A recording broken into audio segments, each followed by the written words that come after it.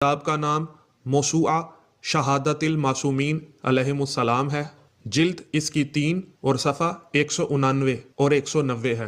اس میں کتاب اخبار الخلفاء کے حوالے سے لکھا ہے کہ ہارون رشید بلکہ ہارون یزید نے امام موسیٰ کاظم علیہ الصلوۃ والسلام سے بار بار اصرار کیا کہ آپ فدق لے لیجئے، تو امام علیہ الصلوۃ والسلام اسے انکار کر دیتے تھے۔ جب ہارون رشید نے اصرار زیادہ کیا تو امام موسیٰ کاظم علیہ الصلوۃ والسلام نے فرمایا کہ میں فدق کو اس کی پوری حدود کے بغیر نہیں لوں گا۔